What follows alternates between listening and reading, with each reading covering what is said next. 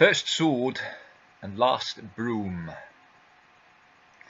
Once there were two merchants who lived directly opposite each other. One had 7 sons and the other 7 daughters. Every morning the one with the 7 sons would throw open his window and greet the one with the 7 daughters, saying, "Good morning, merchant with the 7 brooms." And the other one never failed to take offence. He withdrew into his house and he wept for anger. To see him in such a state upset his wife, who would ask him every time what the matter was, but the husband never answered and went on weeping. The youngest of the 7 daughters was 17, lovely as a picture, and her father's pride and joy. "If you love me as much as you claim, dear father," she said one day, "then tell me what troubles you." "Dear daughter, it's the merchant from across, who lives across from us, and every morning he greets me with, 'Good morning, merchant with the 7 brooms,' and every morning I stand there with no idea how to answer him." "Oh, Papa, is that all that's bothering you?" "Oh," replied the daughter, "listen to me. When he says that to you, you answer back, 'Good morning, merchant with the 7 swords. Let's make a bet. Let's take my last broom and your first sword, and see which one gets the scepter and crown of the King of France first and brings them back here. If my daughter wins, you will give me all your goods, and if your son wins, I'll lose all my goods.' That's what you must tell him. And if he agrees, make him sign a written contract at once that spells out your terms." Open-mouthed, the father listened to this speech from beginning to end. When it was over, he said, But daughter, do you realize what you're advertising and advising? Do you want me to lose everything I own?" "Papa, have no fear. Leave it all to me. Just make the bet, and I will see to the rest." That night the father couldn't sleep a wink and waited impatiently for the day to dawn. He appeared on his balcony earlier than usual, and the window across the street was still closed. He waited and waited until it opened all of a sudden, revealing the father of the 7 sons, who came out with his usual, "Good morning, merchant with the 7 brooms." The other merchant was all ready for him. "Good morning, merchant with the 7 swords. Let's make a bet. I'll take my last broom and you your first sword. We'll supply them with a horse and a purse of money apiece, and then just see which one makes it back with the crown and scepter of the King of France. We'll stake all our wares. If my daughter wins, all your goods will be mine, and if your son wins, all my goods will be yours."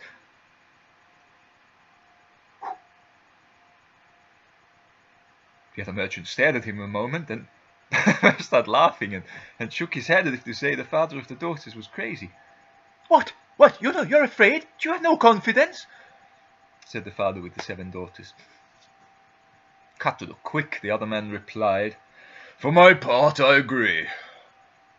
Let's sign the contract and send them off." And he went to tell his oldest son everything immediately, thinking he would be travelling in the company of that beautiful daughter. The oldest son was all smiles. But when it was time to leave, she came out dressed as a man and seated in the saddle of a white filly. He realized that this was no laughing matter. In fact, once the parents had signed the contract and said, "Ready, set, go!" the filly took off at full speed, and his own sturdy horse had a hard time indeed following. To reach France, it was necessary to cross a dense, dark and pathless forest, just like today. The filly sprang right through it as though on home ground, winding to the right of an oak, to the left of a pine, leaping over the edge and constantly advancing. In contrast, the merchant's son was at a loss to steer his sturdy horse. First he rammed his chin into a low tree branch and fell from the saddle. Then the horse's hoof sank into a mire concealed beneath dead leaves, and the animal landed flat on his belly.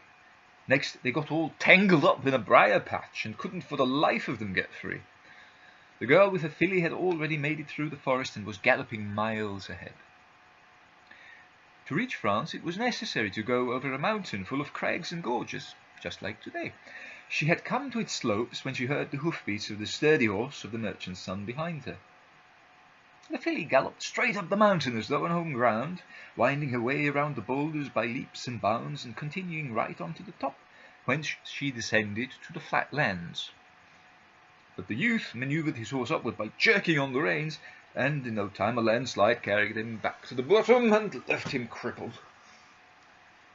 The girl was now far ahead on the road to France, but to reach France it was necessary to cross a river. As though on home ground, the filly knew just where the ford was, where the ford across the river was, and jumped into the water, galloping through it as fast as on a beaten track. When they emerged from the water onto the other bank, they looked around and saw the youth approaching the river and spurring his horse into it after her. But he didn't know where the ford was, and when the horse's hoofs no longer touched solid ground, the current swept away both rider and steed. In Paris, and dressed as a man, the girl went to a merchant who hired her as his helper. He was a supplier to the royal palace, and began sending goods to the king by the youth of such a handsome appearance.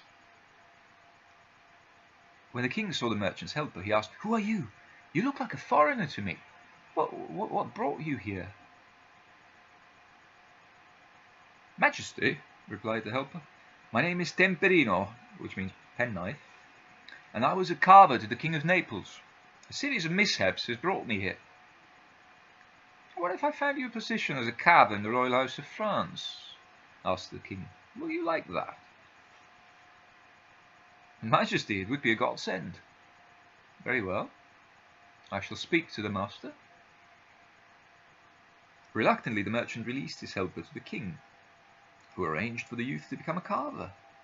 But the more the king looked at him, the more certain he was of something. And finally he told his mother about it one day. "Mamma, there's something about this Temperino that puzzles me.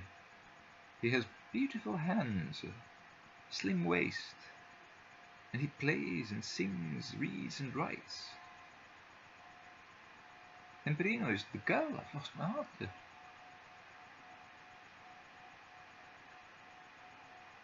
My son, this will all be perfectly all right, but you do know that you're king?" asked the queen. "I can assure you, Mamma, Temperino is a girl. How can I prove it?" "Well, here's the way," said the queen mother. "Take him hunting, and if he hunts only quail, then Temperino is a girl with a mind only for roast birds. If he hunts goldfinches, then he's a man who delights in the chase." So the king gave Temperino a gun and took him hunting. Temperino mounted the filly, which he had insisted on bringing along. To trick him, the king shot only quail. But every time a quail appeared, the filly turned away, and Temperino realized he was not supposed to shoot quail. "Majesty," Temperino then said, "may I be so bold as to ask, if you think shooting quail is a test of skill, you already have enough to roast. Shoot some goldfinches as well, which is more difficult." When the king got home, he said to his mother, "Well, it's true he went for goldfinches rather than quail, but I'm still not convinced. He has beautiful hands and a slim waist, plays and sings, reads and writes. Temperino is the girl I've lost my heart to."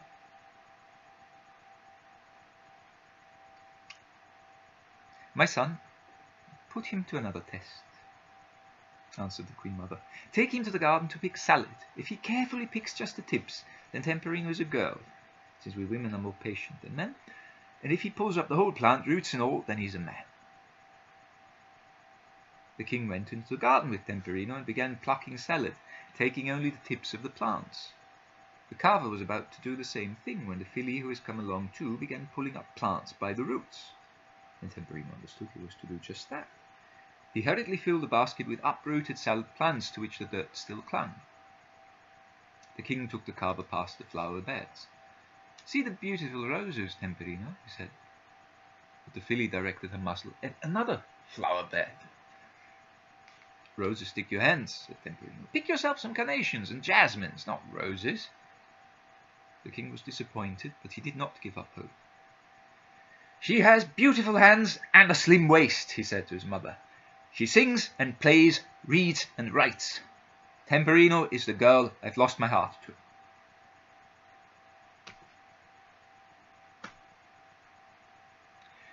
"At this stage, my son, the only thing left to do is to take her swimming with you, Wayne. And you'll know," said the Queen Mother. So the king said to Temperino, "Let's go swimming in the river." At the river, Temperino said, "Majesty, you get undressed first." So the king undressed and slipped into the water. "Now you come in too," he said to Temperino. At that instant a great neighing was heard, and the filly came galloping up, excited and foaming at the mouth. "My filly!" cried Temperino. "Wait, Majesty, I must go after my excited filly," and she ran off. She ran to the royal palace and said to the queen, "Majesty, the king is in the river without his clothes, and some guards, not recognizing him, want to seize him. He sent me to fetch his scepter and his crown to identify him."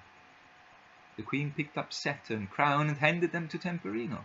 When she had them, Temperino got on the filly and galloped away, singing, "As a maiden I came, as a maiden I return, so the scepter and the crown do I earn." And she crossed river, mountain, forest, and arrived home, and her father had won the bet.